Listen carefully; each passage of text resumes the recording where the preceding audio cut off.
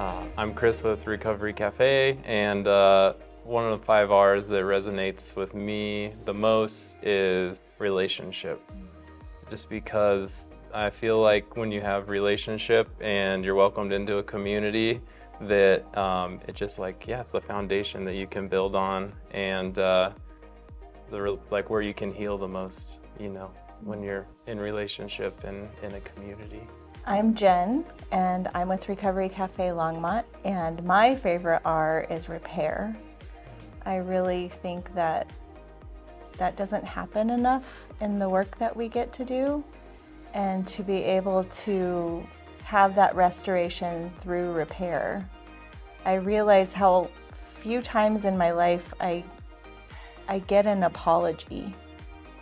I tend to be the apologizer, but to receive an apology, the beauty and the relief that I feel when I receive an apology, and then an opportunity to come back and say, hey, it's okay, let's move forward, let's figure this out. And so I think about that in a larger systemic setting and what kind of beauty that can release into the world to have that repair. I'm Seth Myers, and I'm a volunteer at Longmont Community Justice Partnership. I think it's got to be respect. In the few conferences that I've been involved in, half dozen or so conferences I've been involved in, what really strikes me is that when you enter the room, there is, the same kind of judgment that you get when you meet any group of strangers.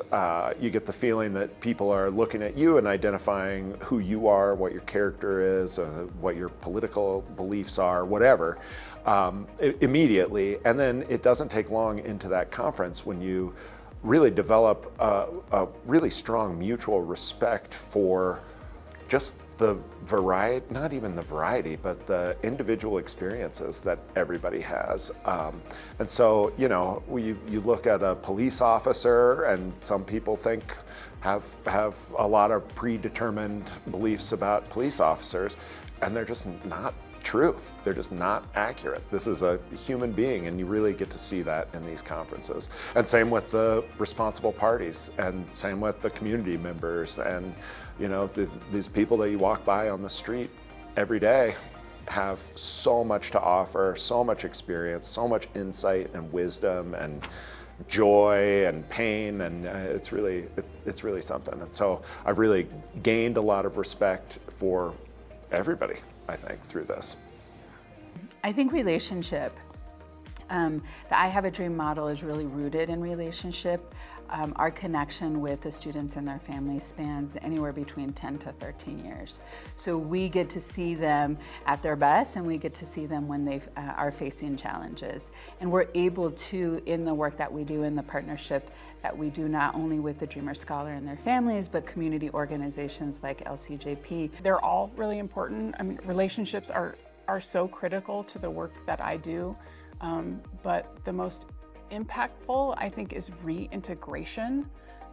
It's welcoming those students back in. I think about so many students being suspended and or just kicked out of a class for a random thing, but that reintegration, so they don't feel shame.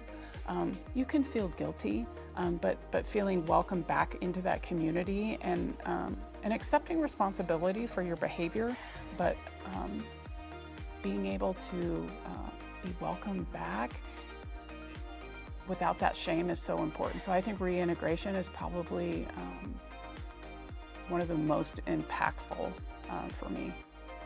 I think probably respect for me. I think in the field of work that I do, my background in education is in social work, but I practice in the field of public health.